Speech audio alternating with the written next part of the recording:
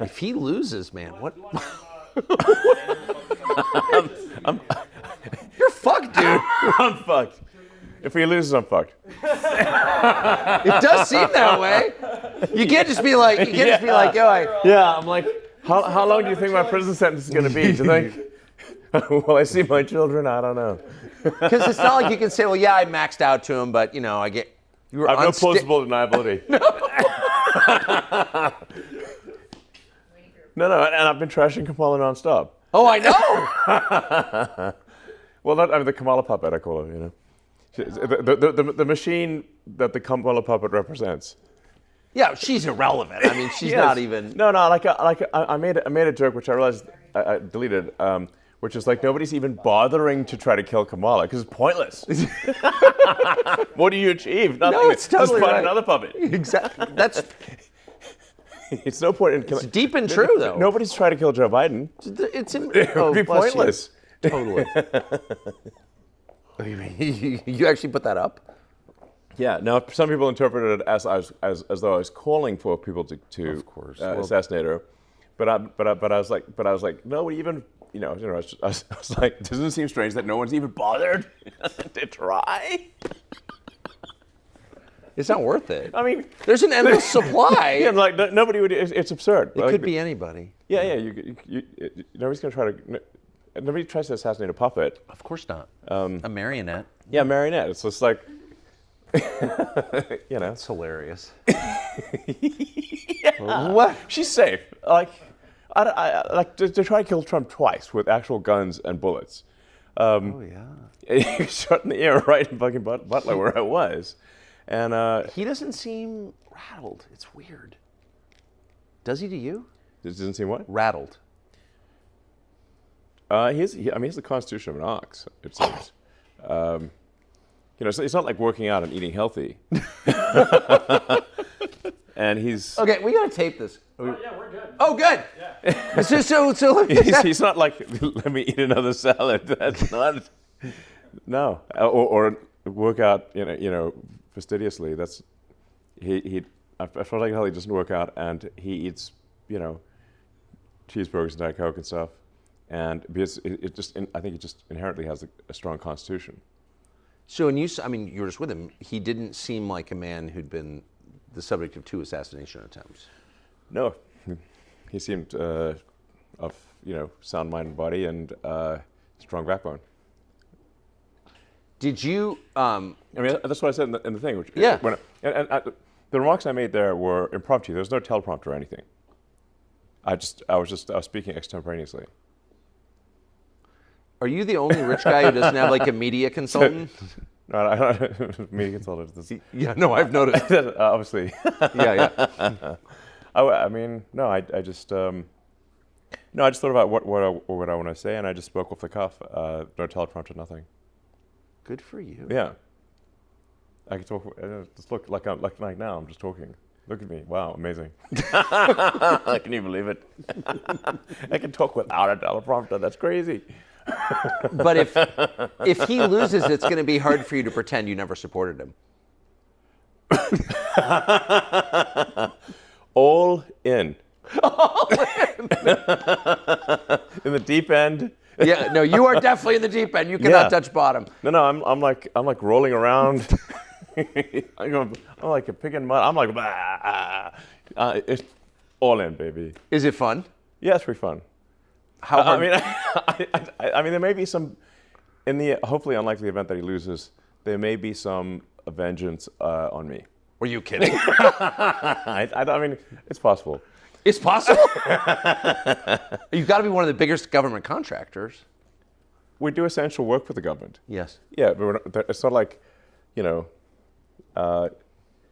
do useful essential work. Right. That we compete for and win contracts on because our product is much better and costs less. That's why we get government contracts. No, I know. and I mean, if you take, for example, the NASA contract to transport astronauts to and from the space station, NASA awarded 2 contracts at the start, one to Boeing and one to SpaceX. Boeing was awarded twice as much as SpaceX. SpaceX has done all the astronaut transport from the space station, and and Boeing has only done one transport of 2 astronauts to the space station, and we had to bring them back. Boeing got twice as much as SpaceX. There's this total misunderstanding that my companies have been subsidized and supported by the government and get all these, and it's like, do you really think that a Biden administration is going to subsidize me? Probably not. Are you kidding? No. In fact, they take away every contract they possibly can. So, for example, there was the FCC contract to $42 billion for providing rural broadband. Yes.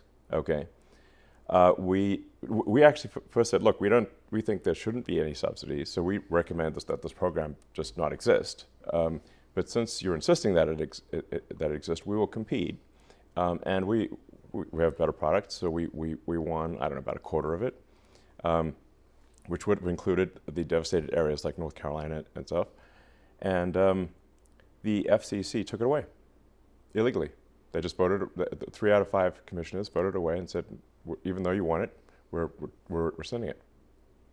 On what grounds? And do you know how many people they've connected? How many? 0. So you think that was political?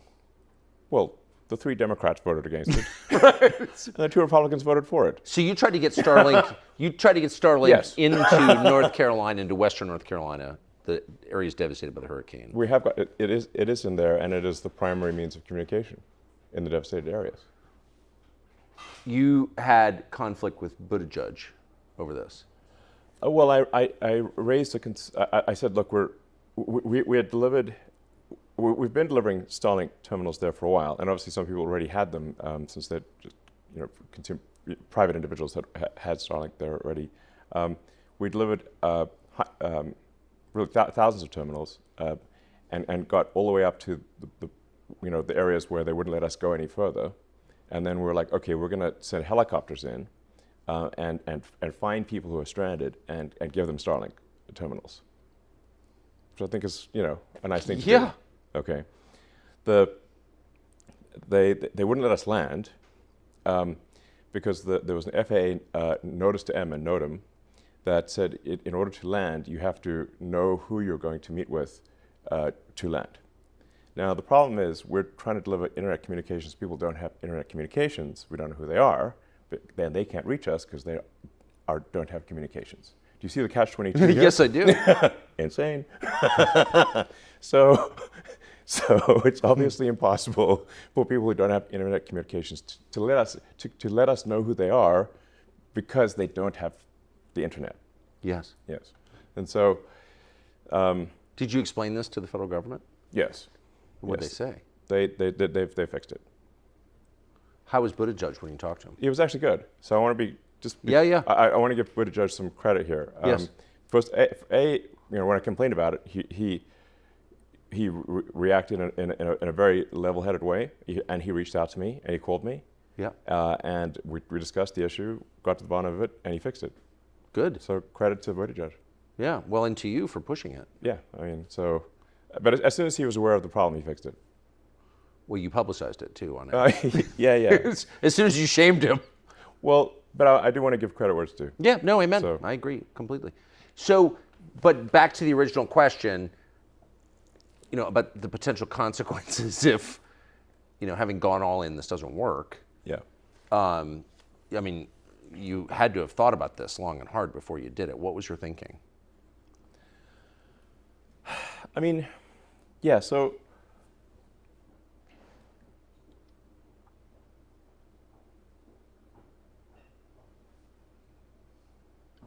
my view is that if Trump doesn't win this election, it's the last election we're going to have. That the Democrats, the Dem machine, has been importing so many people, bringing in so many illegals, flying in with this like CBP border app thing that nobody even knew about, like secret program. That's illegal, basically. It's illegal, but there's no action by DOJ to actually to stop it from happening. They're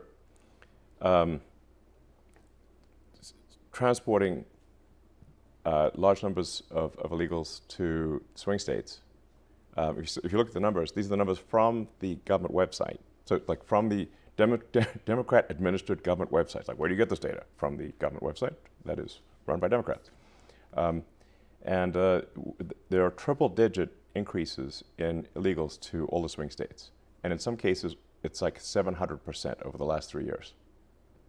Now, these swing state margins are, sometimes 10, 20,000 votes. So what happens if you put, hundreds of thousands of people into each swing state? And when somebody is granted asylum, they are fast-tracked. They can get a green card, and then 5 years after the green card, they can get citizenship and they can fully legally vote. And when they do so, they vote overwhelmingly Democrat. And sometimes I get this rebuttal of like, well, a lot of them, their social values don't align with sort of the far left sort of woke ideology. Yeah. I said that's true, but that's not their top priority. Their top priority is getting their friends and family also to the United States. And the Dems also issue all these programs, these sort of handouts, essentially, that make them beholden to the Democratic Party.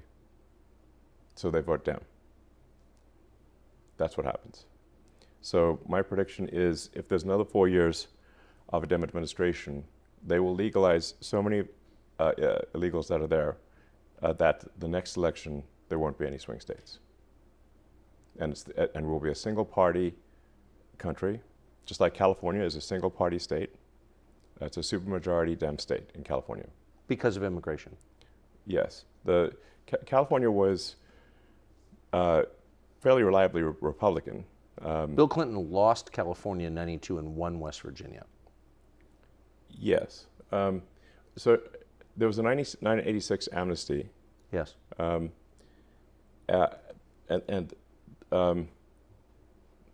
Thereafter, California trended very strongly Dem, and is at this point, I think, 65-70% Dem, something like that. It's supermajority Dem. The California legislature is more than 2/3 Democrat. Has it improved the state?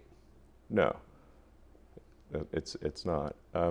And California just passed, which is shocking. It's hard to believe this is even real, but California just passed a law making it illegal to require voter ID in any election at all in California. Did you know that? No. Yeah, Newsom signed it into law last week. It's illegal to require an ID. In any election, even a town council. And a friend of mine who lives in Palo Alto was like, is this actually real? And he went to vote in some city council election. He tried to show them his ID, and they said, we're not even allowed to look at your ID. Have they extended this same... Actually what's going on right now. But by the way, they're proud of it. They're not hiding it. But it's it's also only law. voting. It's not buying a gun or buying liquor or buying a pack of cigarettes or flying on an airplane or renting a hotel room. It's only voting that it's illegal to do. Oh, if you try to buy a gun, I mean, they're going to ID you 6 ways a Sunday. Yeah, California's trying to make it basically illegal to own a gun. And the same people that demanded vaccine IDs for if you want to travel or do anything are the same ones who say no voter ID is required. Is there any reason Obviously hypocritical. to pass a law like that except to abet voter fraud? It's so that fraud cannot be proven. So it enables large-scale fraud and no way to prove it, because how would you prove it? It's literally impossible. No ID. You're not even allowed to show your ID. It's insane. Well, it is insane. Insane.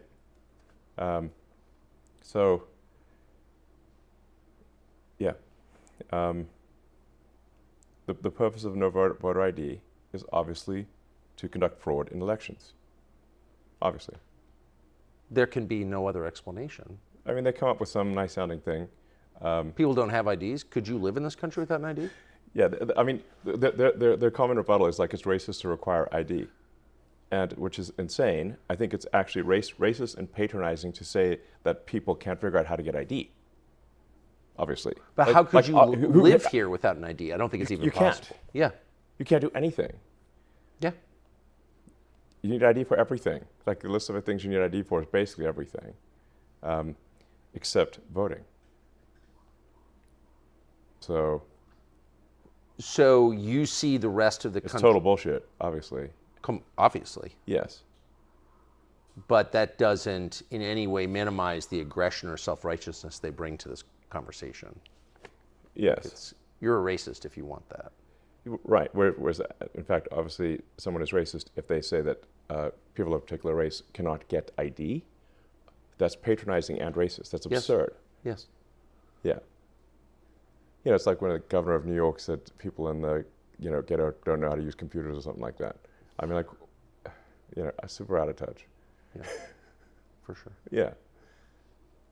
So it's like, hello. So there's a really clear template. Maybe she doesn't know how to use computers, but they do, obviously.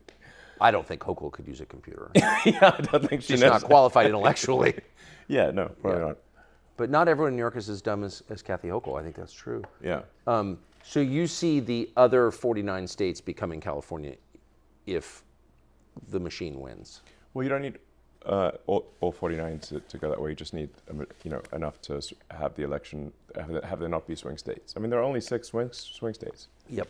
So there are only 6 states out of 50 right now that are in contention. So if those 6 states that are in contention by narrow margins are no longer in contention, then the only contest will be for who wins the Democratic primary. That's how it is in California. That's how it is in New York. There's no party versus party situation. The only contest is who wins the Democratic primary. And as we've seen with the appointment of Kamala, who no one voted for, even in the Democratic primary. Yes. Where's the democracy here? Well, it's easier though. I mean, it's just that the Dem Party elite just decides who is in charge. That's a tiny oligarchy basically. Comprised of. That's not democracy. The richest people in the country. That's kind of the interesting part to me, is that the richest people in the country are on board with this. I mean, that's what it is. It's a collection of billionaires. Well, right? most of them are, yeah. But you're not. Not me, and not everyone is. I think there's, but it is a shocking number of so-called billionaires are in the Dem camp, more than are in the Republican camp. Oh, for sure. Which is wild. So in fact, the astonishing thing in the swing states is that they're even a contest, given that the Dems have far more money than the Republicans. So the Kamala campaign dramatically outspends the Trump campaign in the swing states. The media is overwhelmingly pro-Democrat. So you've got the press is a Dem cheering squad, so. And then you've got almost all the Hollywood and entertainment, the celebrities also, endorsing Kamala and being pro-Dem. So you got the celebrities, they got the money, they got basically everything on the side of the Dems. The Republicans are the underdog here. Trump's the underdog in swing states, and still it's a contentious. It's still a 50-50 after all that. What does that tell you? It tells me that if people actually knew what was going on, they weren't being fed nonstop propaganda, it would be a landslide in favor of Republicans. Yeah. Well, how's this for crazy? Has there ever been a more volatile time in American politics? Not in our lifetimes. No one alive has ever seen anything like this. But long before things started to really fall apart, the Heritage Foundation saw it coming. Heritage has pulled together a coalition of over 100 right-leaning groups to develop a comprehensive plan for day one. That would include detailed policy proposals on the most pressing issues, the big ones: securing the border, controlling inflation, cracking down on election fraud, protecting the rights of the individual, and saving the nation from being crushed by woke anti-human ideology. The team at Heritage has also developed a plan to dismantle the deep state that keeps this nonsense going and reclaim this nation from the small group of technocrats that's broken everything. Heritage is also running a training and vetting program to identify effective conservatives to serve in the next presidential administration. people who will share your values, this country's values, and actually do the job. It can't just be the same pool of discredited people from Washington populating every administration. Heritage has a long head start, and they put in a lot of work already, but they need your support to finish the job and to support the incoming president. You can go to heritage.org/Tucker and contribute to this important work today. A lot depends on it. heritage.org/Tucker. But why not join the easier side? I mean, you're creating problems for yourself by getting on stage with Trump. I mean, you must have had friends who said that to you. Sure. Yes. Yeah. Yes. But people who care about you, like, why even get involved in this? Well, because I think we want to remain a democracy, and we don't want to become a one-party state. Yes. That's the reason. And it's the exact opposite. The people call Trump a threat to democracy. But the people who are saying Trump's a threat to democracy are themselves the threat to democracy. Yes. One-party rule is not democracy. One party where essentially the party elite pick a candidate, as happened with Kamala, is not democracy. Where did the people vote? Show me where the people voted. No, there were no people voting. It was all just dim party elite that just appointed someone. And when the Biden puppet, when the pro-Biden puppet's ratings sagged, they knocked him in the back immediately and just tossed him out and put a new puppet on. That's exactly what happened. Tell me I'm wrong. Well, not only are you right, I mean, it's almost not even worth criticizing Kamala Harris. No, exactly. What does she have to do with it? There's no point in criticizing Kamala. She's simply the face of a much larger machine. Yes. And she will say whatever the teleprompter, whatever's on the teleprompter, she's going to say it. Yes. Now she gets stuck if the teleprompter breaks. That happened recently. I think the teleprompter stalled, and she was just like looping for a while, for about a minute. So I think that happened yesterday or something. It was pretty funny to watch. But she'll just say whatever words are on the teleprompter. So, it's really whoever controls the teleprompter is the actual sort of, that's who's actually in charge. And who is that, do you think? Well, I've tried to pin it down. It's not like any one kind of mastermind. It's not like, it seems to be, it's like Kamala's sort of a marionette with, 1,000 puppet masters type of thing. Like not, it's or maybe it's somewhere north of 100 is what it seems like. Yes. I bet you know 80 of them. I probably know most of them. Yeah. Yeah. So, I mean, just by virtue of your job and what you've been doing for the last 30 years, I mean, you just, and I should say, I think you voted for Biden. I'd like to see a matchup of those, call it the top 100 puppet masters on the Epstein client list. Do you think there's some overlap? Strong overlap. Strong overlap. When are we going to see that list, do you think? I don't know. It's mind blowing that they've not tried to prosecute even one, not even the worst offender on the Epstein client list. They have not even tried to prosecute even one. That's insane. Well, because they have a lot of diabetic grandmothers who were outside the Capitol on January 6th. They're kind of occupied. Yeah, they've put like whatever 500 or 600 January 6th protesters in prison, and not one person on the Epstein client list. Will that ever come out, do you think? I think part of why Kamala's getting so much support is that if Trump wins, that Epstein client list is going to become public. Yes. And some of those billionaires behind Kamala are terrified of that outcome.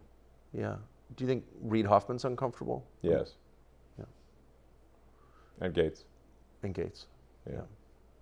And I only ask that because you just look at them and you're like, that's a nervous person right there. I don't know. I mean, I assume you know them. Yeah. Yes. Reid Hoffman was my vice president of business development at PayPal. Yeah.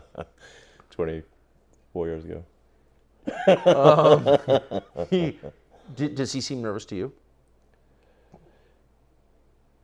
Yeah, I mean, he's terrified of a Trump victory. Because of the disclosure that would follow? I think he's certainly ideologically not aligned with Trump anyway, but I think he is concerned about the the Epstein situation. Like something might actually, the DOJ might actually move forward. There are a lot of videos, apparently. Those rooms on the island, and I think out in New Mexico, were wired for video. Right. And where's the video? I mean, between Diddy and Epstein, it's good. There's probably several thousand hours of footage here. Yeah. Yeah.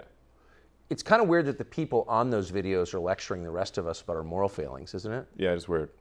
What is that? Well, I mean, part of how they deflect attention from themselves is by, criticizing the morals of others.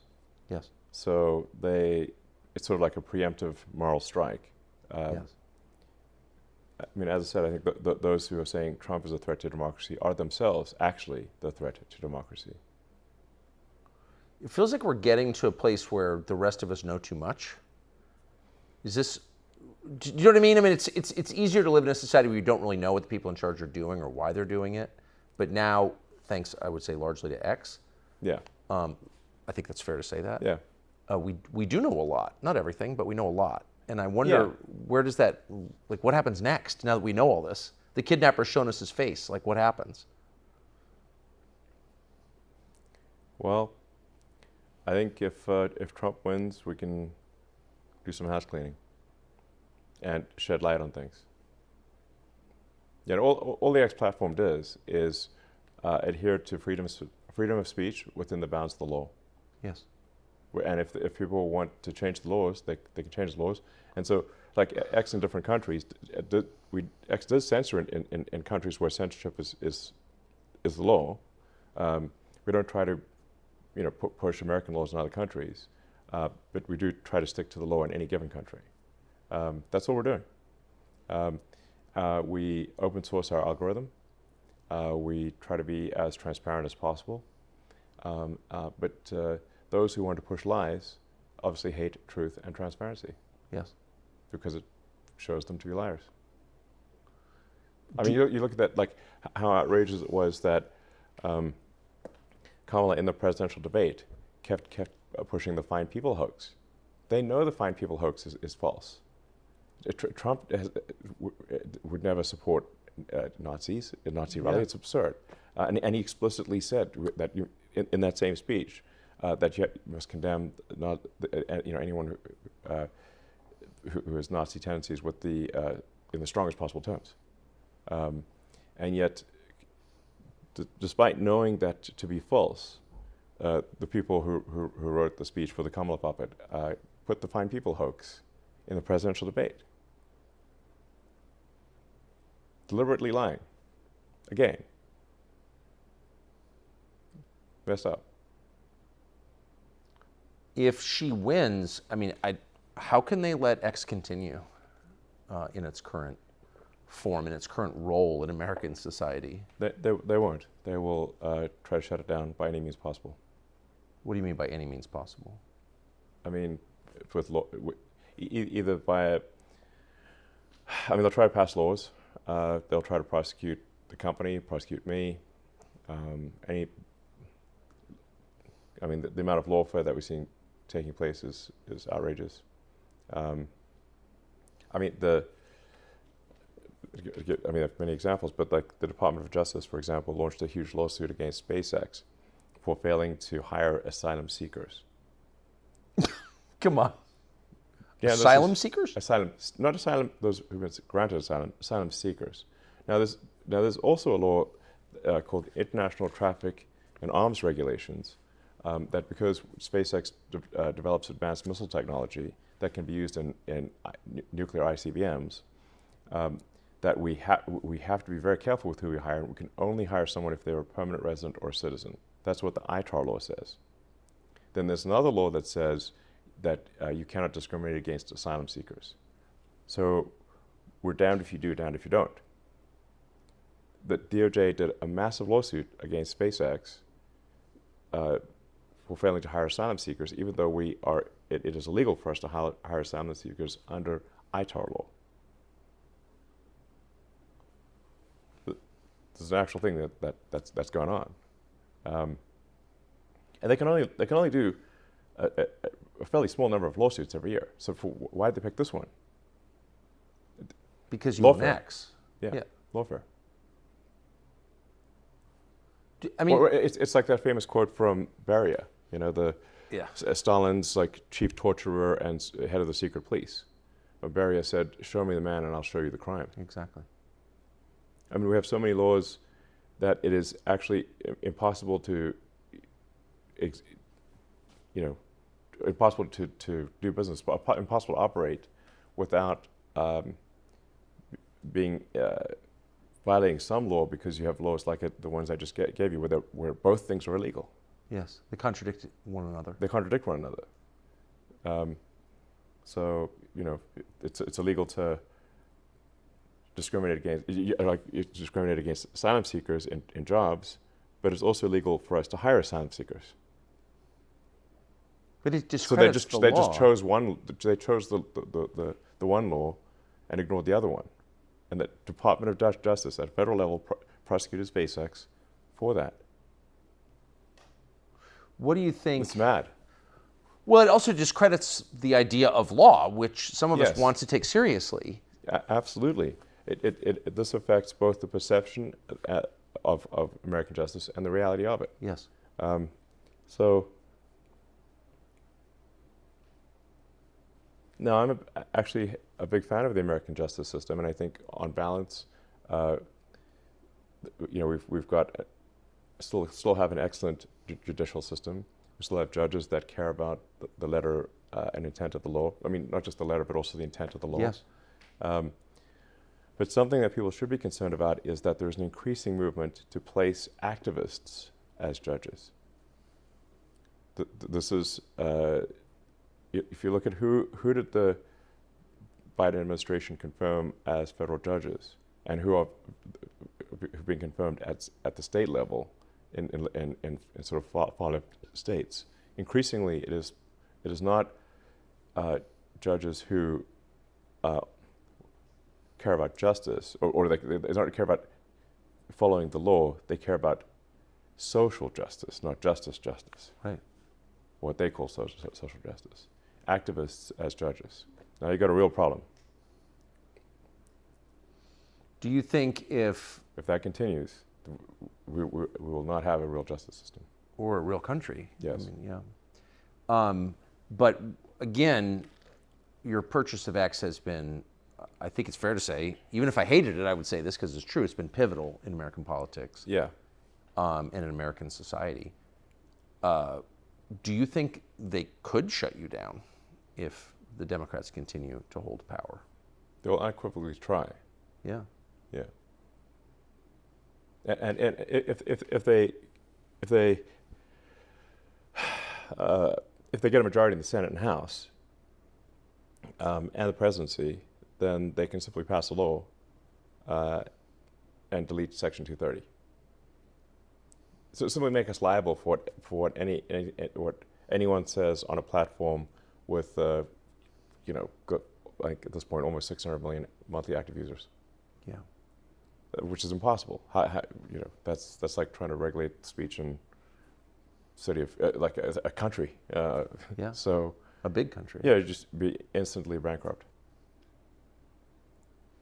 But I bet they wouldn't withdraw legal immunity from the vaccine makers at the same time, would they? No, that's unlikely.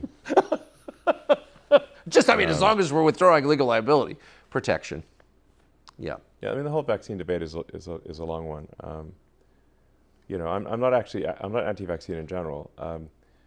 I think we want to exercise caution with use of vaccines, but in the absence of vaccines, there would be a lot more, I think, people that have died. Like we want the smallpox vaccine. That was a good one. It seems a good one, yeah. Yeah. Smallpox will kill you. Killed a lot of people. It killed a lot of people. It used to be a lot of people would die of smallpox, and a lot of people would get polio. For sure. Yeah. We had a president who had polio. Oh, yeah. There's Yeah. still people, you meet people today Yeah, in their 80s who were limping from childhood polio. right. It's good that we don't have that, and vaccines, played a major role in that. So that doesn't mean that vaccines should not have any scrutiny. Of course they should. We should be making sure that the quality control on vaccines is incredibly good, since if we're giving them to children and whatnot. And we shouldn't force people to take vaccines. That itself is a controversial statement that we shouldn't force people. We shouldn't force people to take vaccines, no. Yeah. So just to re-ask, I believe in freedom. yeah, I've noticed. America's supposed to be the land of liberty. Yeah. Freedom and opportunity.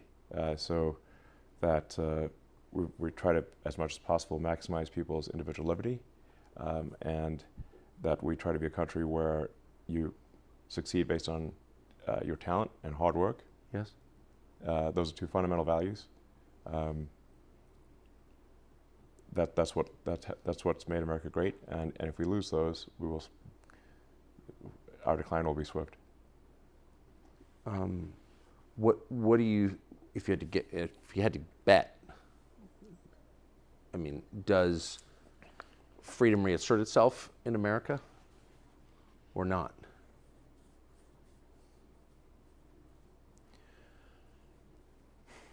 Well, that's why I think part of why this election is so pivotal. I think if we, with the Trump administration, I think we can improve the liberty of Americans. We can.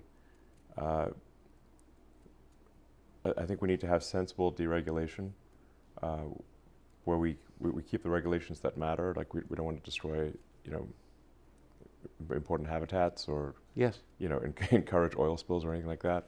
But there are so many regulatory agencies that have overlapping responsibility that we are smothering progress. And we can't build a high-speed rail in America. You look at the ridiculous high-speed rail project in California, where they've spent $7 billion, and all they've got to show for it is a 1,600-foot section of concrete with no rails on it. There's a picture of it online. So it's not that fast yet. We wouldn't say it's high speed at this point, or even rail. It doesn't even have rail on it. Maybe by now they put some rail in it, but it's this comically small section of rail. $7 billion has been spent, most of it in like environmental consulting and I don't know where, but clearly not in building high-speed rail. So we've got,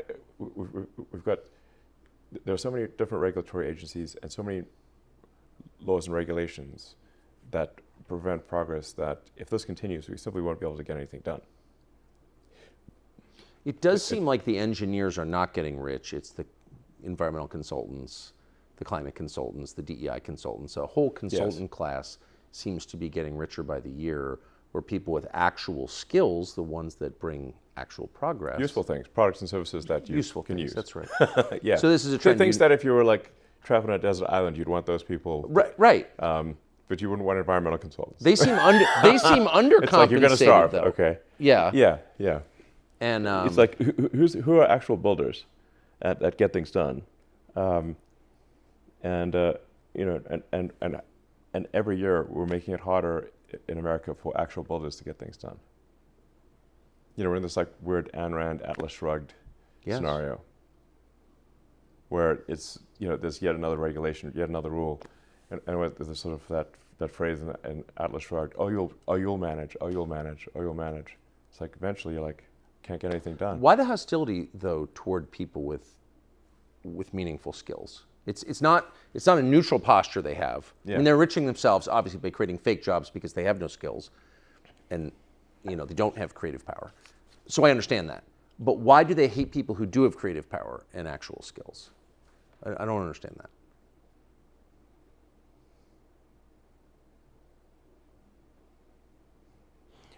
I'm not sure I understand it either, because it's difficult for me to put myself in a mindset. Because I'm someone who believes in construction. I build things. That's what I do. Yeah. I build cars. I build rockets. I build satellite internet.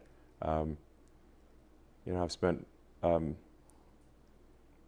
thousands of hours, tens of thousands of hours in factories, building up factories. So. I can't really put myself in the mind of say, someone who would want to do crime, because I don't want to do crime. Yeah. I don't want to hurt. There's some people who enjoy hurting other people. I don't enjoy hurting other people. So I have a hard time imagining why would somebody do that. Yes. In an extreme case, you can't put yourself in the mind of, like, say, a Jeffrey Dahmer, where you're like a cannibalistic serial killer, because you're not a cannibalistic serial killer. Right. You're like, I don't get it. You know? It's not a fetish you can relate to. It's not. You know, I do think this is that in the sort of well-meaning sort of liberal mindset. I know I've many good friends who have they have deep empathy for their fellow human beings. Good. And they care. But the challenge that they have is that they've often grown up in a very sheltered existence, where everyone around them is nice and civilized, and they just really don't encounter people who are have uncontrolled violent tendencies, or like hurting people. You know, they've just always grown up in a sort of kumbaya, everyone is nice, hippie commune situation. Minneapolis pre-riots. Yeah. Yeah, I mean, if you but there's a small number of people, it's like a few percent of society that either can have anger management issues that are so severe that they lose their temper and hurt or murder others, and there's a very small, it's like I said, it's not a large number that enjoy hurting other people, and if you do not incarcerate them, they will do that. So they will hurt other people. And what I see is what I call shallow empathy. Like, people have empathy for the criminals, but not empathy for the victims of the criminals. Yes. And so if you simply have, and I believe one should have deep empathy to say, like, what is the greater good for society? Is it better to incarcerate violent criminals and prevent them from hurting people, or to let them loose and allow those people to be hurt? And I think the latter is much worse. You know, my mom lives in New York, and it's my mom at this point has gone from being Democrat to Republican, and her friends in New York are having the same experience, because you know what'll turn you from a Democrat to a Republican pretty fast is getting punched in the face while you walk down the street. Yes. Which For is, no reason. Yes, and then no action being taken against those who hurt you. And that happened to your mom? Not to my mother, but to 3 of her friends this year. Hey, it's Tucker Carlson. I am not in the studio. I'm in and you can hear it in the audio probably. I'm in the back of an SUV outside a hotel in Tulsa, Oklahoma. I think it's Tulsa, Oklahoma. Anyway, we're on the road for this month-long tour, and there's a lot going on in the world. And the question is, how do you understand what's happening? There are deeper trends unfolding. You probably sense that, and it would be helpful to have some grounding in exactly what they are. And if you're like me and you spent 4 years in college and didn't learn all that much, where do you go to understand what's happening to your world? Well, Hillsdale College, in our opinion, is one of the very few places left in the English-speaking world where your kids can get a real education, but not just your kids, you. They have free online classes, completely free. You can get them anywhere, including in the back seat of an SUV outside a hotel in Tulsa, Oklahoma. And you'll know that when you go there. Go to tuckerforhillsdale.com, and they have an amazing new course called Marxism, Socialism, and Communism. Hillsdale is offering it. It doesn't cost you a dime, and you can pull it up right on your phone if you want. Go to tuckerforhillsdale.com, and the class, Marxism, Socialism, and Communism, and you'll have a much better understanding of what you're watching every day. Why would someone punch them in the face? I don't know, but Are they women? I'm not a face puncher. Right, no. You know. But if you walk around the streets of San Francisco and many downtowns, so they go to downtown Philadelphia right now, you know, they call the people homeless, but the homeless is the wrong term. Violent drug zombie. Yeah. Okay. It's like, you know, you look at them, you say, like, homeless is a misnomer. It implies that someone got a little behind on their mortgage, and if you just offered them a job, they'd be back on their feet. Yeah. No, but if you go and look at downtown Philly or San Francisco or parts of New York, and actually most downtowns, what you actually have are violent drug zombies. So they're like shuffling down the street with dead eyes, you know, and with like needles, you know, and human feces on the streets. I mean, you've been to downtown SF, right? Have you seen this? Oh yeah, I was born there. Yeah. Yeah. like one of the most beautiful cities in the world. Oh, yes, the greatest. And now you have to step over the drug needles and the feces and the bodies. Like one couple I met, the final straw for leaving San Francisco was they came home one night and there was a dead body in front of their garage. They couldn't get their car in, couldn't park their car. Because the corpse. And yeah, there's no street parking. They're like, because there's a corpse in front of the garage, and they don't want to move the corpse, because like, well, you're like, maybe they need to like figure out why the guy died or something, That's the space. That's liberal compassion, though. They're right in a bit of there. a quandary because they got no place to park a car, and they feel that they shouldn't really move the dead body. So they called 911 and said, "There's a dead body outside our house," they said, "Well." The 911 San Francisco says, "Well, are you in danger right now?" It's like, "Well, no, he's dead."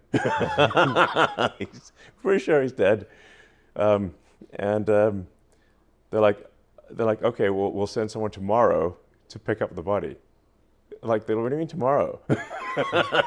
so they're like going in and out of their house while there's a dead body outside right in front of their house, and like it took them 24 hours or something like that to eventually pick up the body, and they're like, "How with this? We're leaving."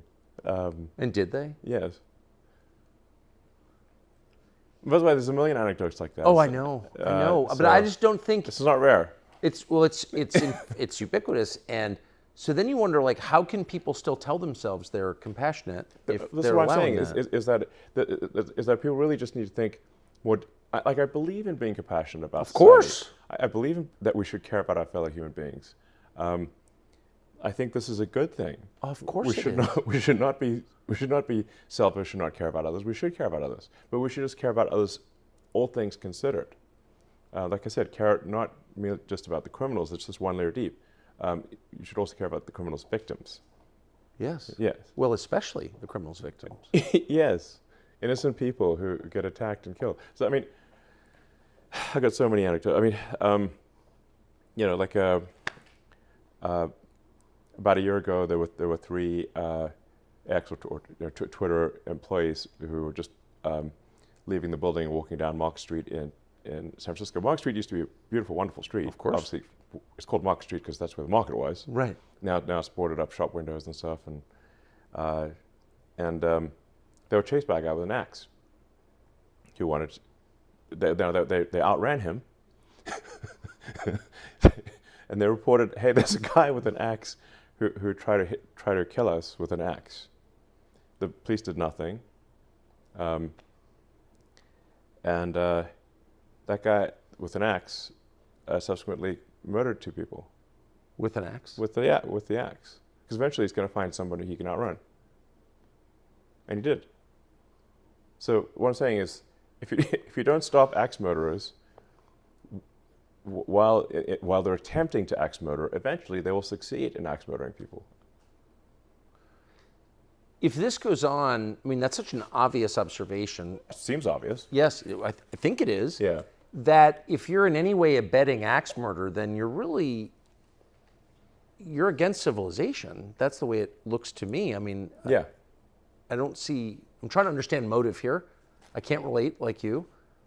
But you're against the whole project if you're allowing that, I guess is what I'm saying. Yeah, I think we should, controversial position, but I think we should arrest axe murderers when they first attempt to axe murder, not after they've succeeded in doing so. And I think we should assign at least some of the blame for the axe murders to the people who allowed this guy to wander around with an axe on Market Street trying to kill people. Yes. Yeah. Well, there's this whole movement to decriminalize crime. Oh, I've noticed, yes. What is that? Madness. Yeah. Like to make crime legal. Like in California, you can just steal things and nobody does anything. It's like fully legal to steal anything under $1,000 in California. That's why they now have to like lock up goods behind these glass and plastic walls. So you go to the supermarket and you can't even get toothpaste. And this has actually been particularly difficult on small mom and pop operations because they don't have the resources of a large corporation So it's put a lot of small businesses out of, just killed them. So when you're at dinner parties and you make these points, what do people say? Well, actually, I think I've been able to persuade people that, yeah, we really, we need to reverse course here. I think I have actually been able to persuade a number of people. And I think there actually is now a ballot on, a California ballot initiative to recriminalize theft. No, guys, there's a reason why we criminalize theft in the first place. And then amazingly, I think Gavin Newsom came out against that proposition. Yeah, no, honestly, he's the goddamn joker. Gavin Newsom is like from the Batman Dark Knight, the Joker is in charge of Gotham. You remember when he took over New York, basically, and the criminals roam free and the citizens are arrested. That's California. But at least there's a ballot initiative, which I think will probably pass, to say, no, it is a crime to steal things. Because people love that.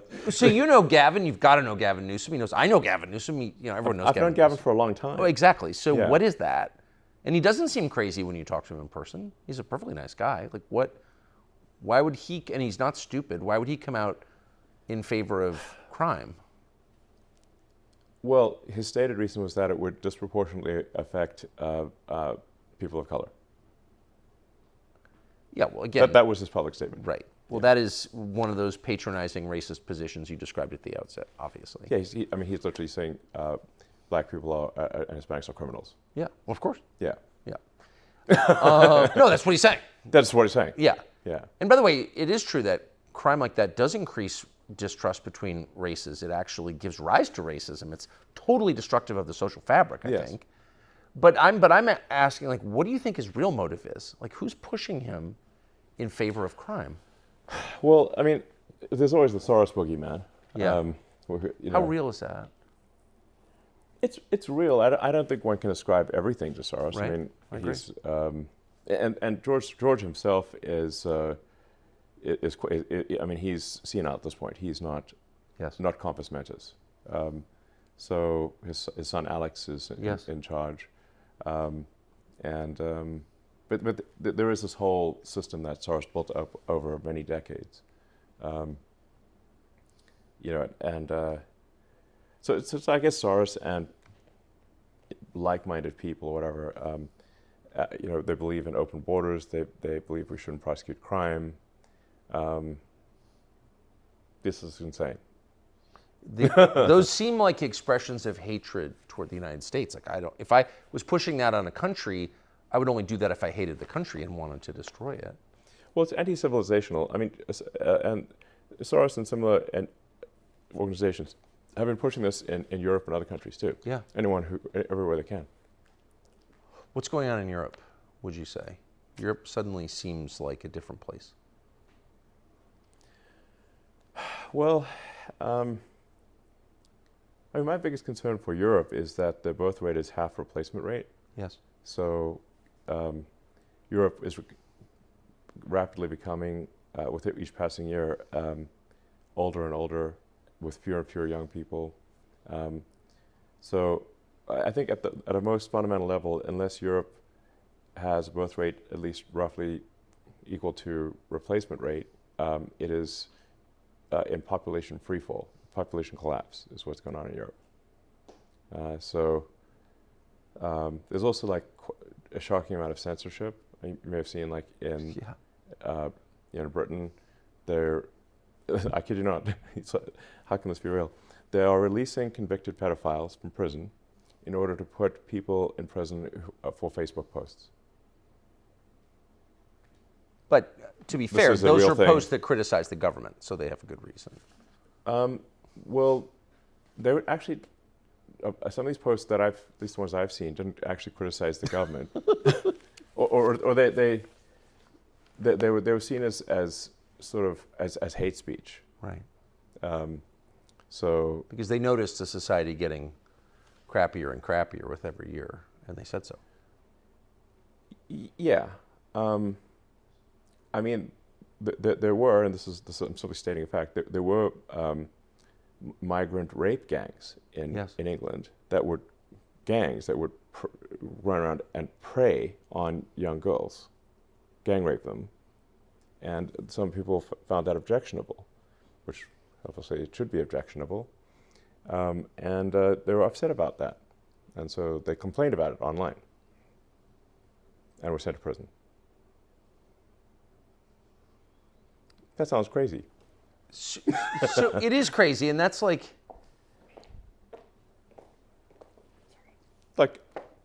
what? Well, it is. So it kind of gets to the. I mean, you're an engineer, so you're. It's so mind-blowing. It is mind-boggling, but it's the same. You use the phrase "mind virus," but it's behaving like a virus. It's infecting people and making it impossible, apparently, for them to make rational decisions. Yeah. What is that virus? You know, someone I think you should interview is Godside. Yeah.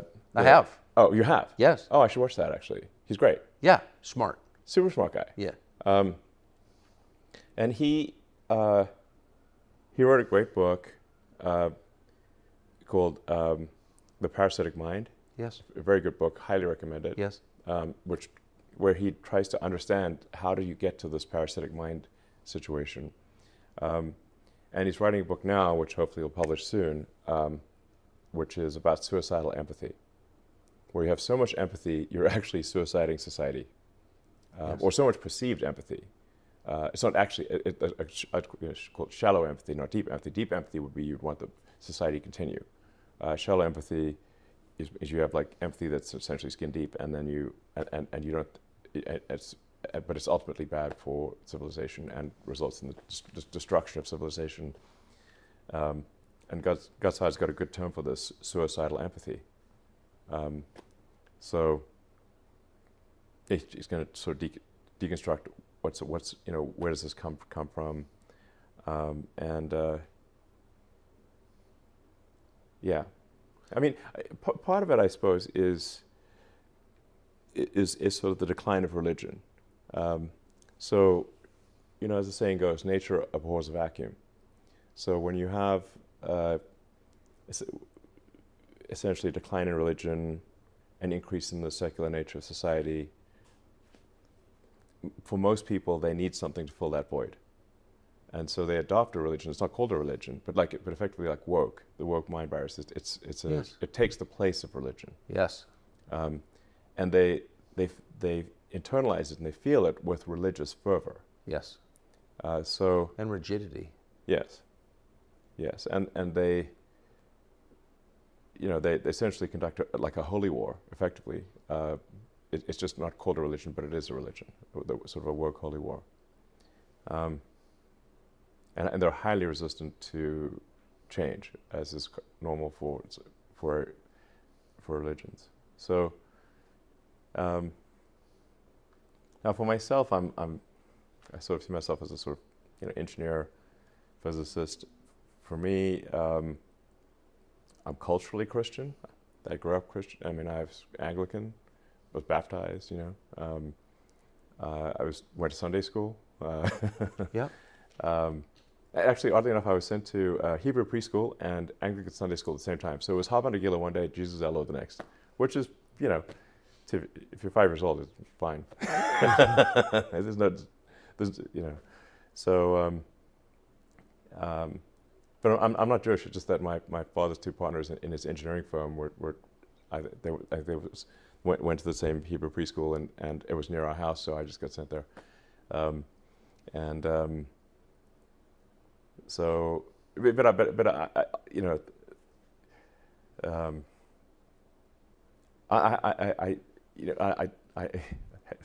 maybe this will make me even more amused, but I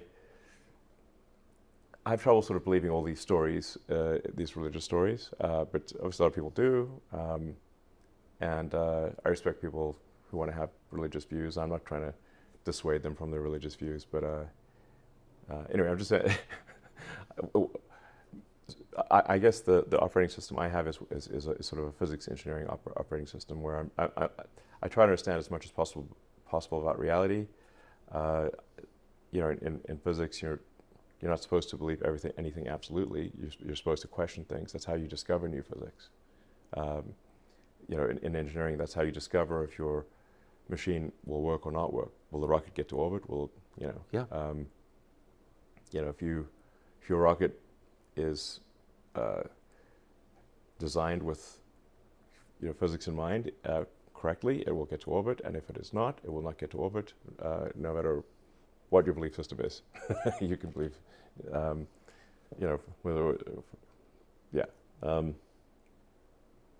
It's like I meet a lot of people, speaking of LA, I meet a lot of people in LA who believe witchcraft is real, and then you can do spells, and that spells and witchcraft, magic is real. I'm like, can you magic us to the moon? And no one has yet been able to magic us to the moon. Well, spells can't be that good. Okay, if you can't, I want to go to the moon. Let's go. How about Mars? And we got to the moon the first time. We definitely went to the moon.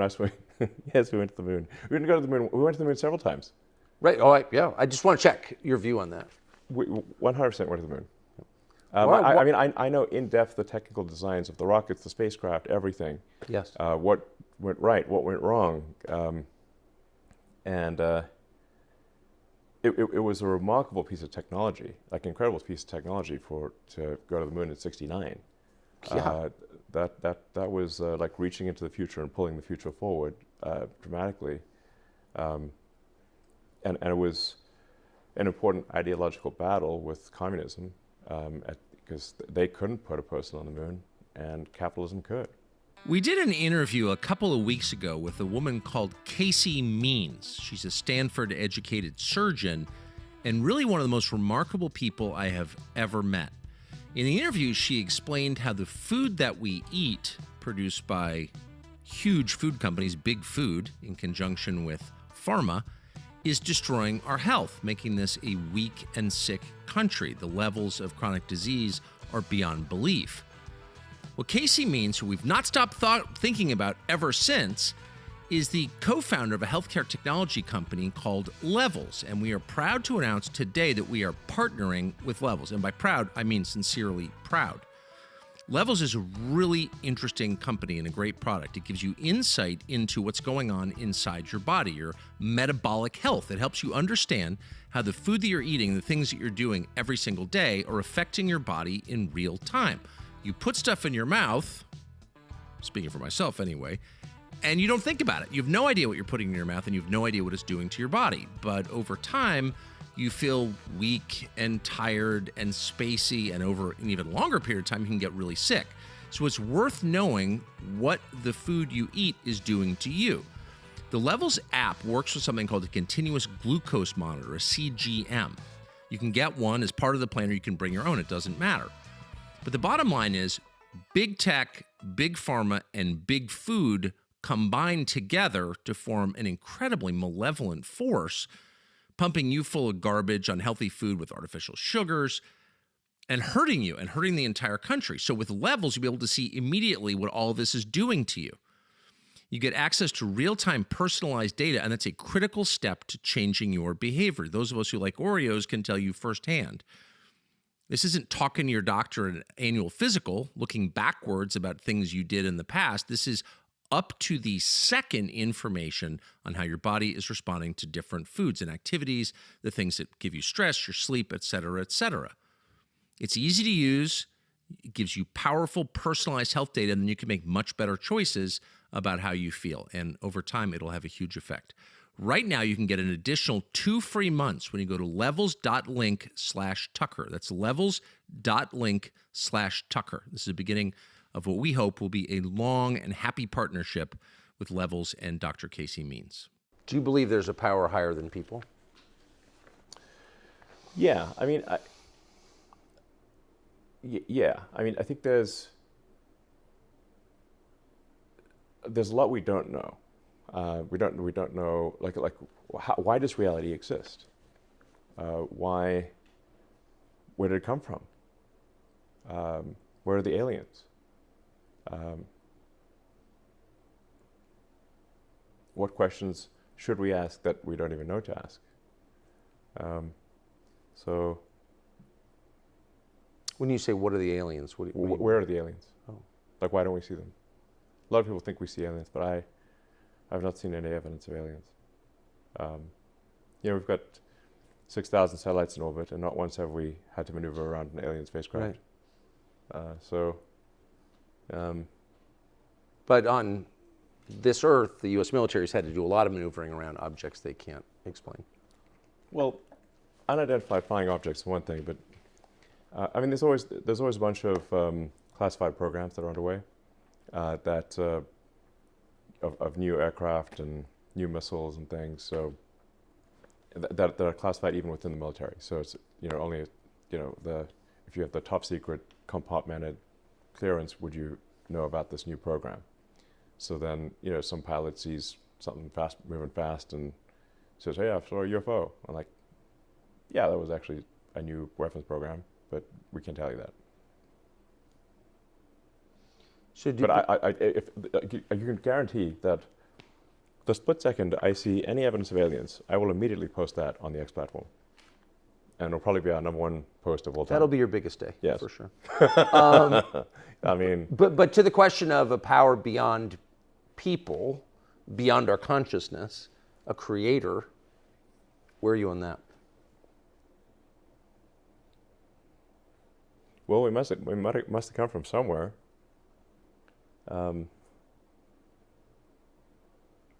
So I guess there must be some creator or creative force or something that caused our existence to come into being. What is the nature of that creator? That I think is unknown. At least I think it is. There's. I don't know of a definitive answer to that. But it sounds like you're open. Yes, I'm very open to, I'm driven by curiosity. Yes. And I'm trying to understand more about the nature of the universe. So my driving philosophy is to understand the meaning of life, or really what questions to ask if the meaning of life is not the right question. Like as Douglas Adams made the point in The Hitchhiker's Guide to the Galaxy that what is the meaning of life is probably not even the right question. Famously, in that book, the Earth was actually a computer to figure out answer to the question, what is the meaning of life? And then it came up with the answer 42. But then they're like, what does that mean? And it's like, oh, that's the answer, but the question is the really hard part, and you'll need a much bigger computer than Earth to figure that one out. So my philosophy is that we should try to expand the scope and scale of consciousness. We should try to have more humans, more thinking, and perhaps there's an argument even for machine consciousness. So let me just address those in order. So the first is, you say we need more people and not commit civilizational suicide. It Yes. does seem like the U.S. government, if you take 3 steps back, is pretty committed to making fewer Americans. Yeah, Like, there's a lot of anti-fertility propaganda. a lot. Actually, that seems like their main sort of domestic social policy is convincing you not to have kids. What is that? That's certainly part of civilizational suicide. The environmental movement in the extreme is fundamentally misanthropic and anti-human. Yes. They start seeing humans as a plague, a blight on the surface of the earth. That if that earth would be this paradise if only the humans weren't here. And some people actually say this explicitly. There's the extinctionist society that is literally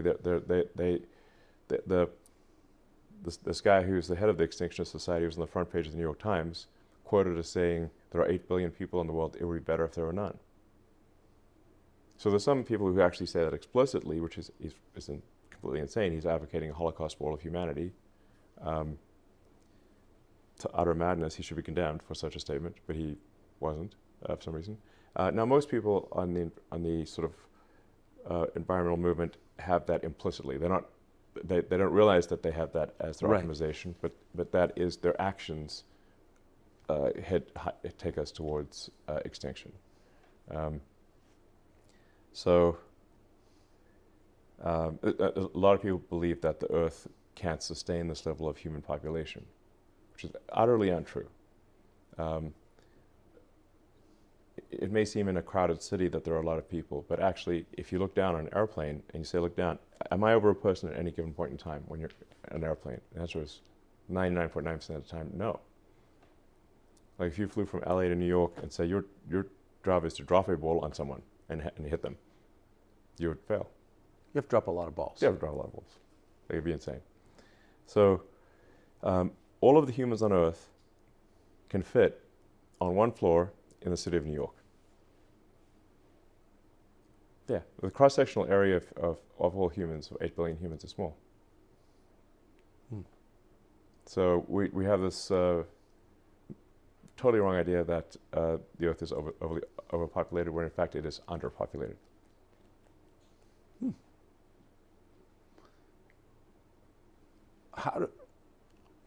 I mean, have you ever heard a politician say anything like that? Are there, how many there's maybe a few pro-human politicians out there?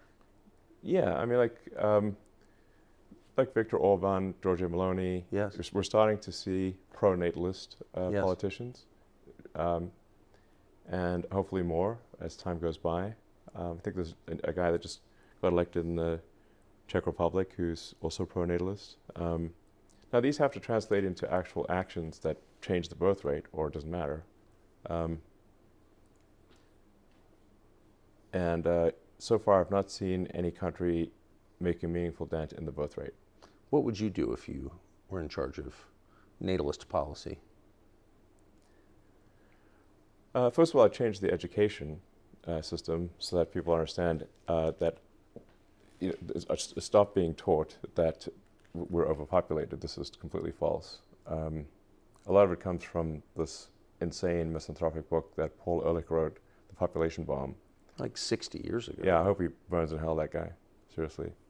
Terrible human being. Total, absolute misanthrope. And say, just look, the Earth can absolutely sustain this population. We could double or triple the population.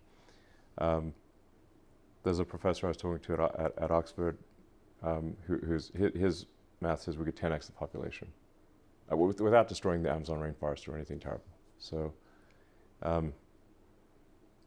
think we should expand the human population and increase the scope and scale of consciousness so we can better understand the nature of this universe, this wonderful universe, and all the amazing things that exist.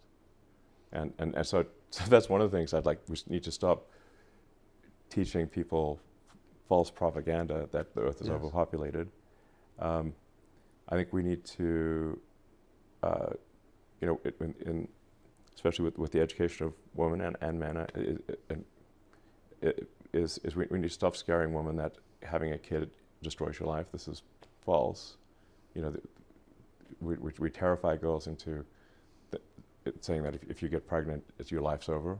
And this is what schools teach. Now, I agree we should not have teenage pregnancies. Yeah.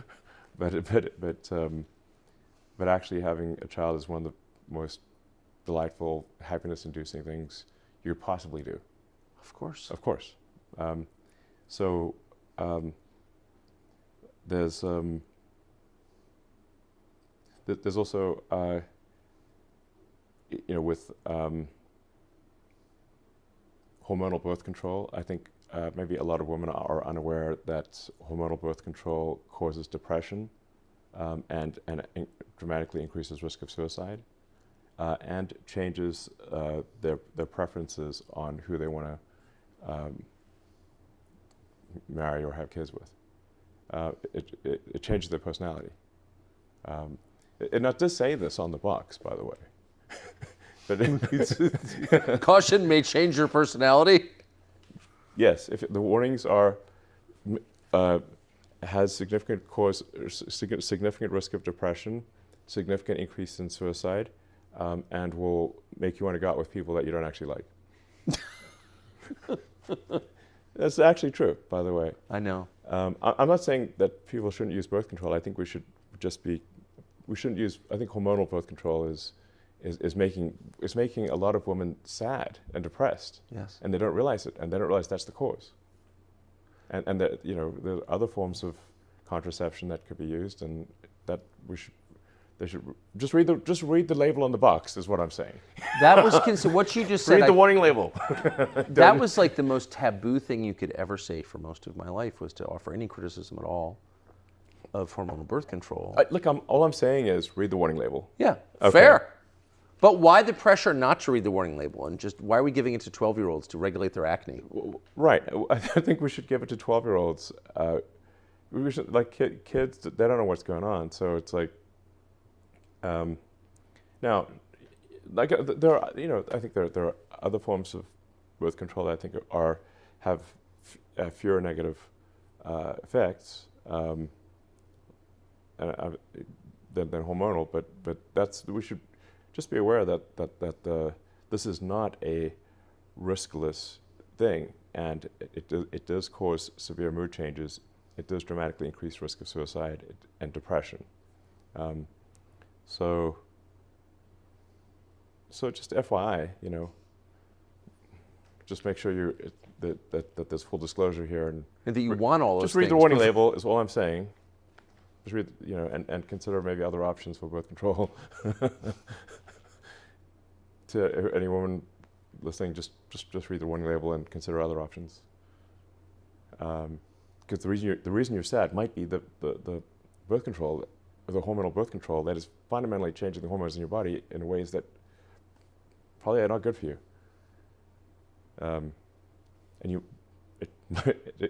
I know women where they stopped taking birth control and their depression immediately disappeared. So that's maybe worth a try. But then you If you're miss feeling an sad, opportunity. maybe it's the birth control. Then you don't Might get be. to go on SSRIs. Yeah.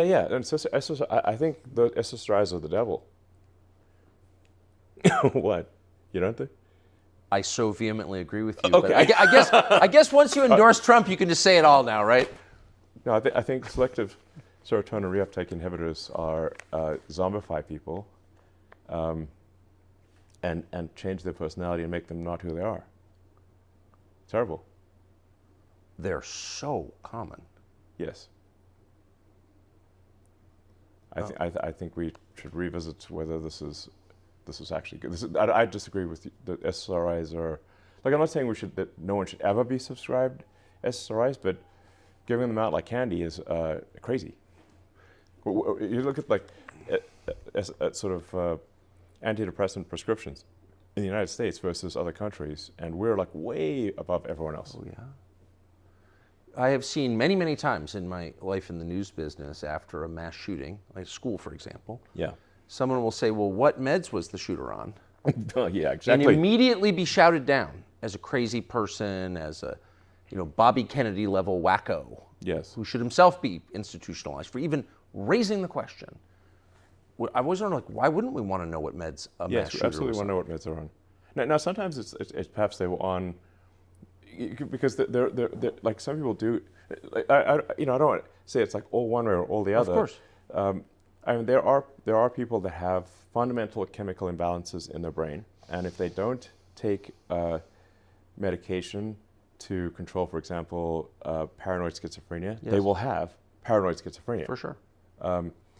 And I know many cases where people stop taking their, meds, and lost their mind, Oh, yeah. and then try to kill people and stuff like that. Yeah. So or themselves. Well, the guy with the axe on Market Street probably should be on meds. That guy we should try it. Yeah. It does he want to axe murder more or less on a given med? So there are psychiatric medications that where the good outweighs the bad. Yes. I'm not saying that doesn't exist, but we overprescribe psychiatric medication in the United States, obviously, far in excess of any other country. Like, way more than Canada or Britain or Japan or anywhere. It's like we're off the charts on psychiatric medication prescriptions in the U.S. Why don't people raise that point more often, I wonder, in public? They should. I'm raising it. Yeah, you are. You said that artificial intelligence, machine intelligence, might be a good thing. Where are we on AI right now, AGI right now, and what are your views?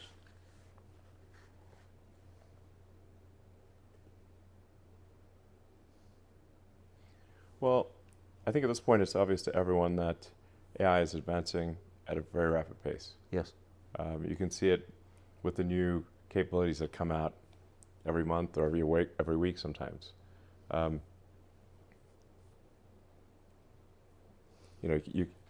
AI at this point can write a better essay than probably 90%, maybe 95% of all humans. Say write an essay on any given subject. AI right now can beat the vast majority of humans. If you say draw an image, draw a picture, it can draw if you try say Mid-Journey, which is the aesthetics of Mid-Journey are incredible. It will create incredible images that are better than, again, like 90% of artists. It's just objectively the case. And it'll do it immediately, like 30 seconds later. We're also starting to see AI movies. So you start seeing short films with AI, AI music creation, and the rate at which we're increasing AI compute is exponential, hyper exponential. So there's dramatically more AI compute coming online every month. There seems to be roughly, I don't know, the amount of AI compute coming online is increasing at roughly 500% a year, and that's likely to continue for several years. And then the sophistication of the AI algorithms is also improving. So we're bringing online a massive amount of AI compute, and also improving the efficiency of the compute and what the AI software can do. So it's quantitative and qualitative in improvement. I think next year you'll be able to ask AI. So certainly by the end of next year, make a short movie about something, or probably can do at least a 15-minute, show or something like that. So yeah, it's advancing very rapidly.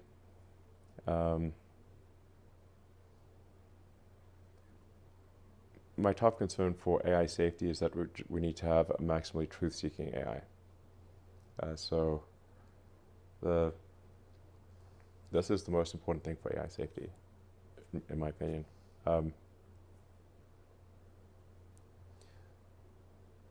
The central lesson that, say, Arthur C. Clarke was trying to convey in 2001: A Space Odyssey was that you shouldn't force AI to lie. So in that book, the AI was told to take the astronauts to the monolith, but they also could not know about the monolith. It resolved that quandary by killing them and taking them to the monolith, or didn't kill all of them, but killed most of them. That's why hell would not open the pod bay doors. Right.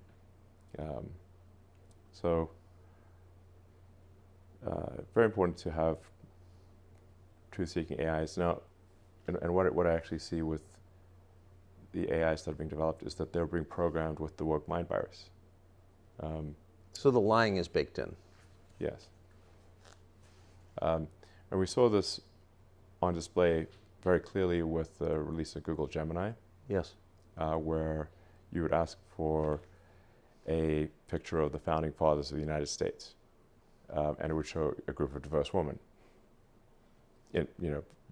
dressed with sort of 18th century garb. Powdered wigs. Yeah, but from St. Lucia. Yeah, I mean, look. I understand if you say, show me a group of people. For sure. And it shows a group of diverse women, that's totally fine. But if you say this very specifically, the founding fathers of the United States, which were, a group of white dudes, then you should show them, and what they actually look like. because you've asked for something which is a fact from history. But it didn't. It was programmed with the woke mind virus so much that it actually, even though it knew the truth, it produced a lie. Now, of course, then people really started playing with it and said, okay, now show me a group of Waffen-SS officers in World War II. Turns out they were also a group of divorced women, according to Gemini. All the black Nazi ladies. Yeah. Yeah, it's like wow. I didn't realize that. It's not what I expected. So, Well, it's also not what happened. It's not what happened. So it's just the AI is producing a lie, and then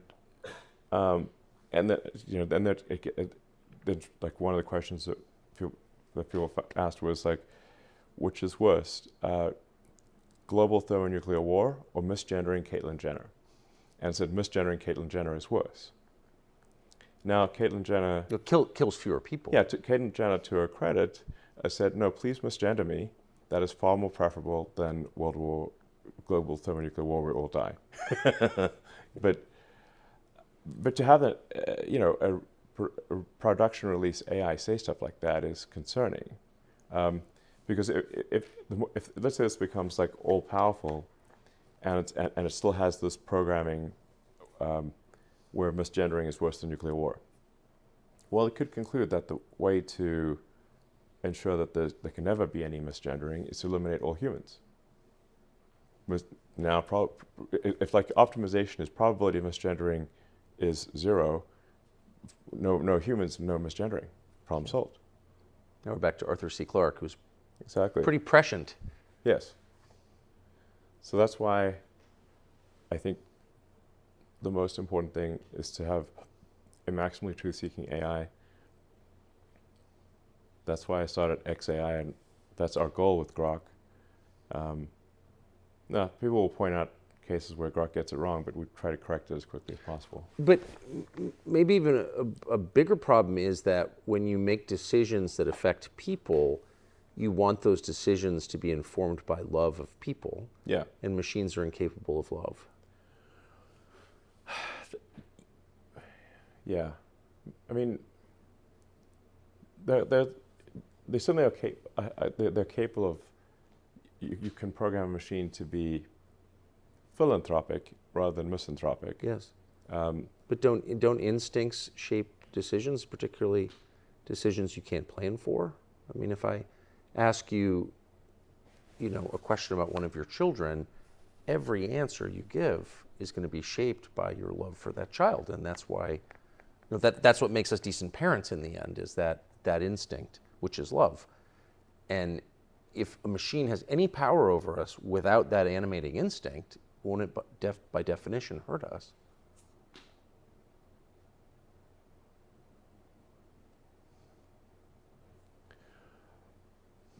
Yeah, well, whether I don't know.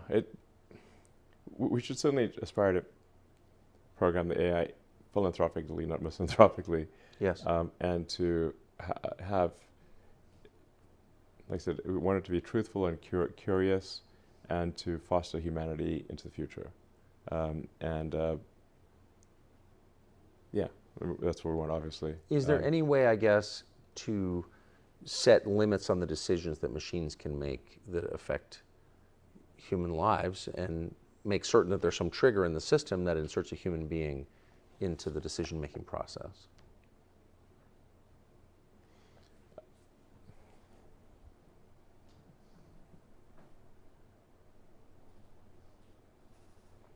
Well, the reality of what's happening, whether one likes it or not, is that we're building super intelligent AIs, hyper intelligent, like intelligent, more intelligent than we can comprehend. Yes. So I would liken this to, like, let's say you have a child that is a super genius child, that it's going to be much smarter than you. Then, well, what can you do? You can instill good values in how you raise that child. So even though it's going to be far smarter than you, you can make sure it's got good values, philanthropic values, good morals, honest, productive, that kind of thing. Controlling, at the end of the day, I don't think we'll be able to control it. So I think the best we can do is make sure it grows up well. You've been saying that for a long time. Yes, I've been saying it for a long time. Yes. Are you still as worried about it as you seemed to be 2 years ago when I asked you about it?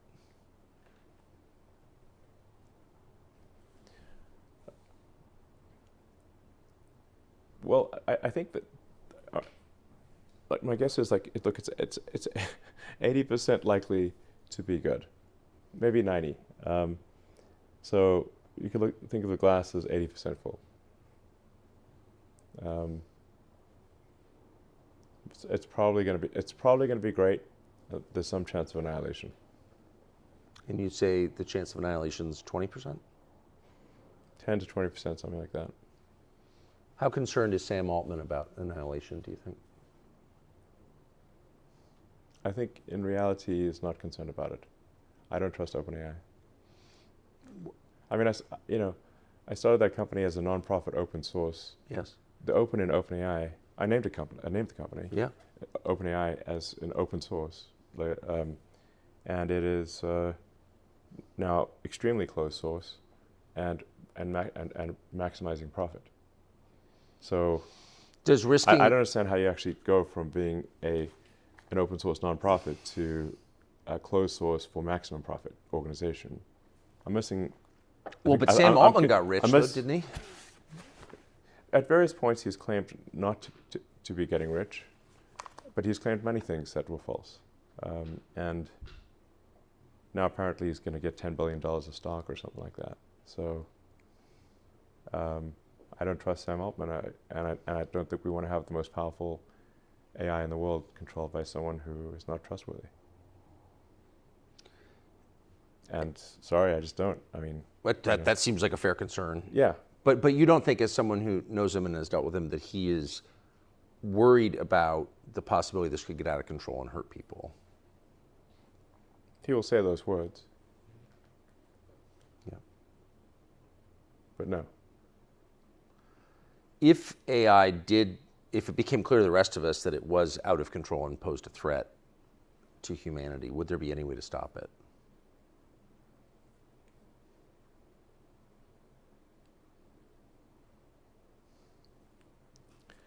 I hope so. I mean, if you have multiple AIs,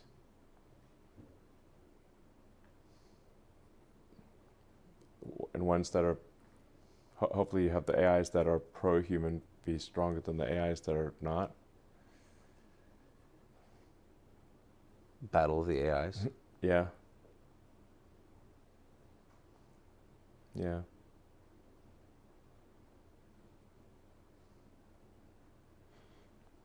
I mean, that is how it is with, say, chess these days. The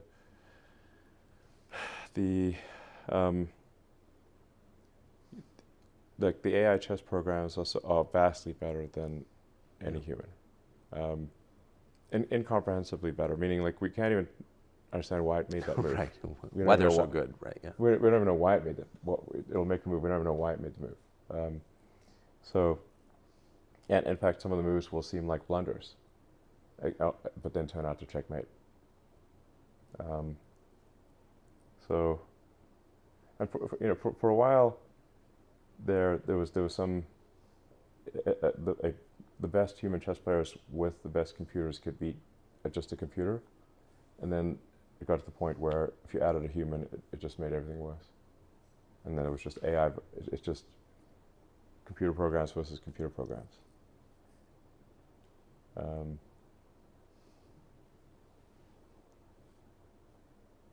That's where things are headed in general.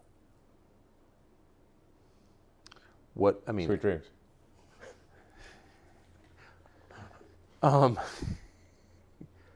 At what point? So I don't know. I think we just got to make sure we instill good values in the AI. What's everyone going to do for a living?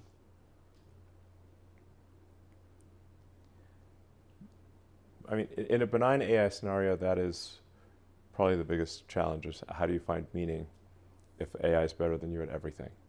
Yeah. That's the benign scenario. That's the good news. Well, yeah, but I guess, for a lot of people like the idea of retiring, and, Really, are you looking forward to it? no, not me. I'd like to hope. I'd like to think that I'd like to do useful things. Don't you think it's a universal desire? It's not universal. In that there are certainly, I know many people who prefer to be retired. That they prefer to sort of not have responsibilities and engage in leisure activities. So, I mean, we're on the cusp of this. It's really a remarkable time to exist. Well, I'll tell you, like, one of the ways I sort of was able to sort of sleep and reconcile myself to this is that I thought, well, would I prefer to be alive and see the advent of digital superintelligence, or would I prefer to be alive at a different time and not see it? And I guess I'm like, well, I guess I'd prefer to be alive to see if it's going to happen. I prefer to be alive to see it happen, Yes. out of curiosity. And then I was like, well, let's say you knew for sure it would kill everyone. Would you? But you could now you can shift back in time. Like, I guess I'd want to be near the end of my life or something before that happened. But I would, at the end of the day, it's like if it's going to happen and there's nothing you can do about it, hypothetically, would you prefer to see it or not see it? And I guess if it's going to happen, I would prefer to see it rather than not see it. Yeah. But as a man of action, why not convince Trump to make you Secretary of Defense and then just nuke AI?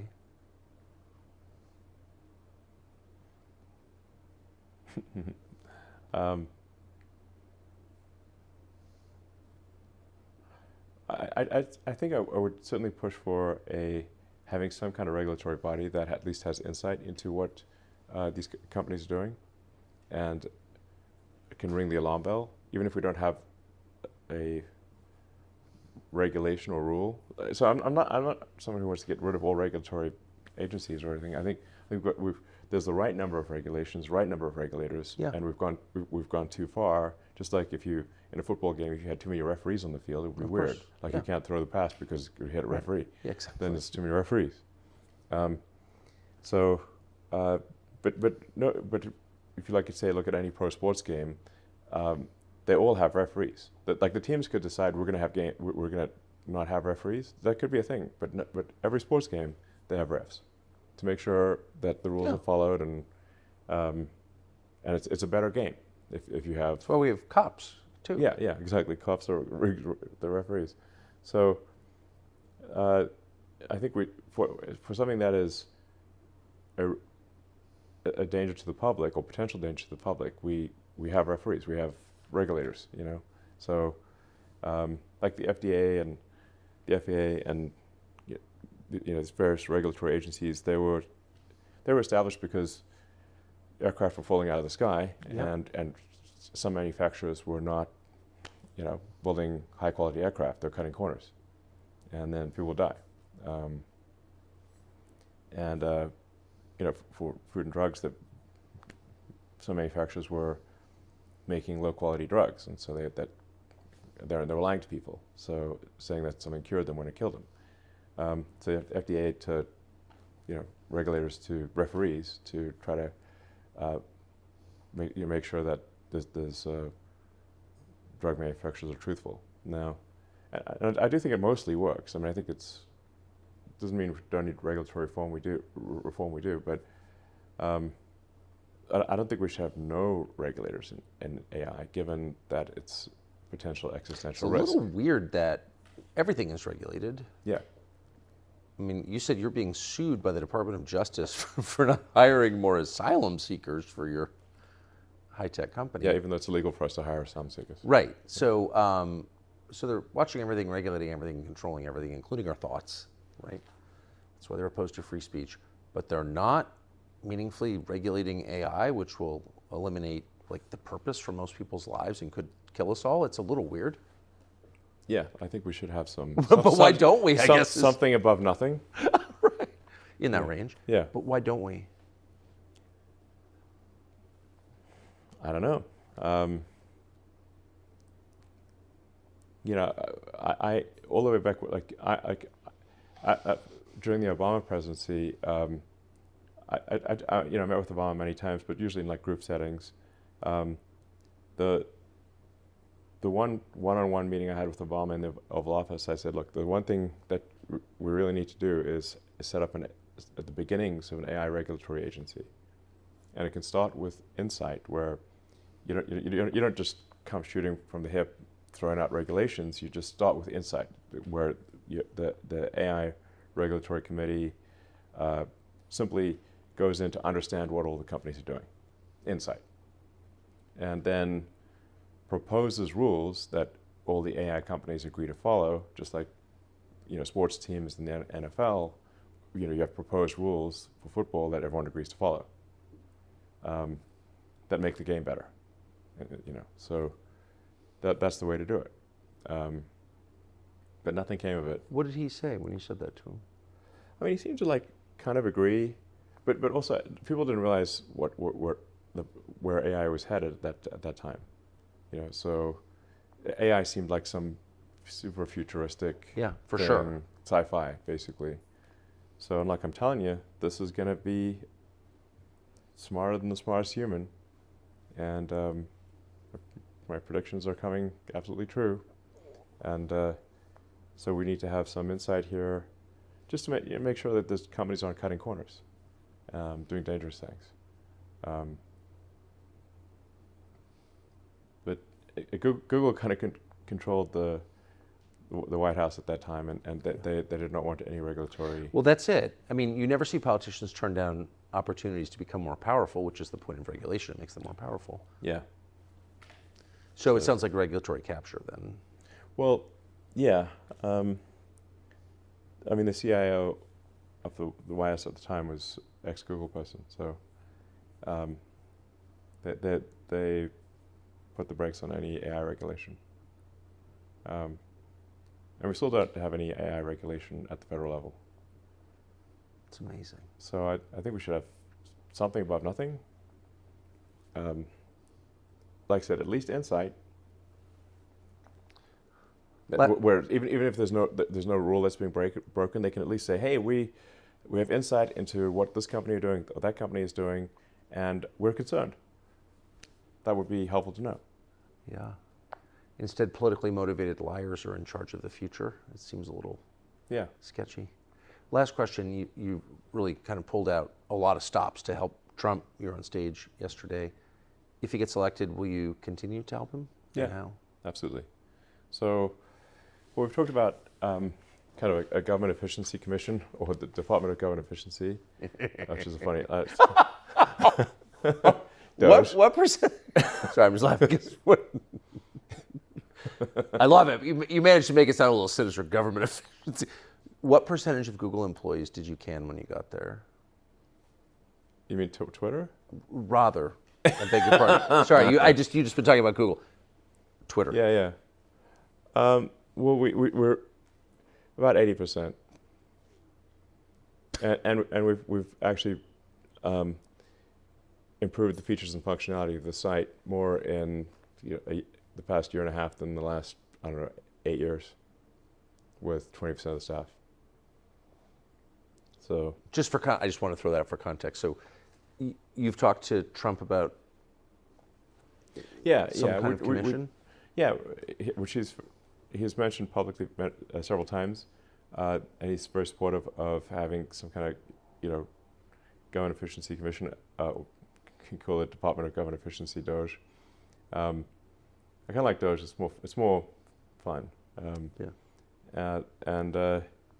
where we just take a look at all the federal agencies and say, do we really need whatever it is, 428 federal agencies?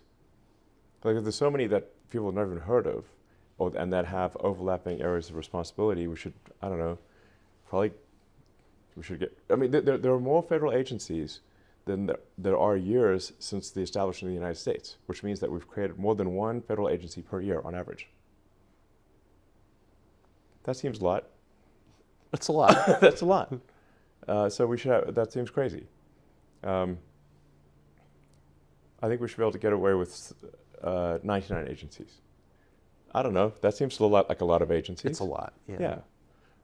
2 per state. That's a lot. Yeah, exactly.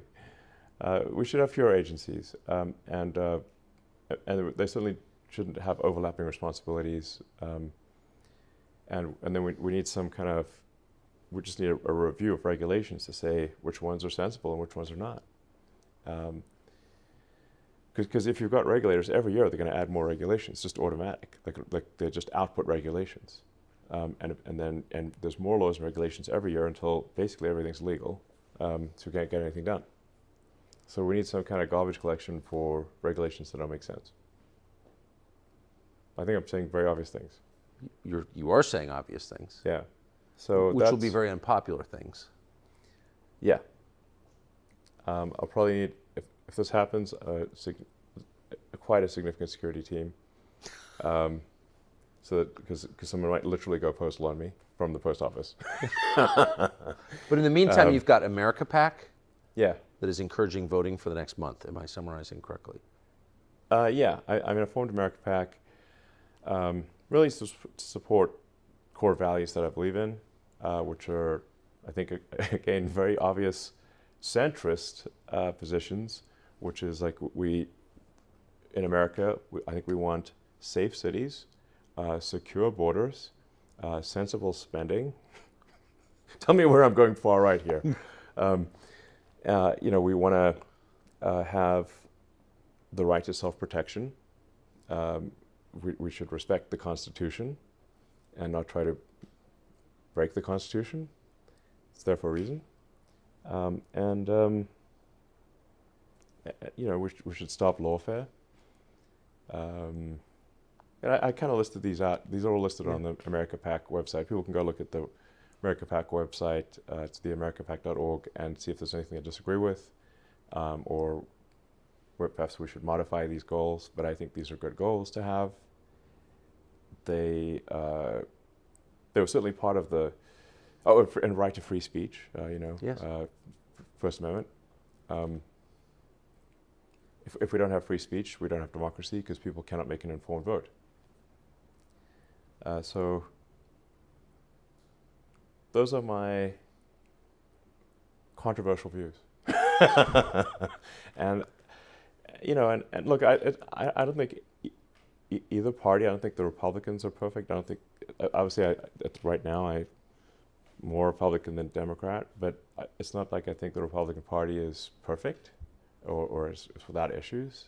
But we've got a choice between 2 candidates, and I think on balance, it's a no-brainer to vote for Trump. And if we don't vote for Trump, I think we're at serious risk of losing our democracy and becoming a one-party state where there isn't an election anymore. There's only a Democratic primary, like there is in California. Elon Musk, thank you very You're much. welcome.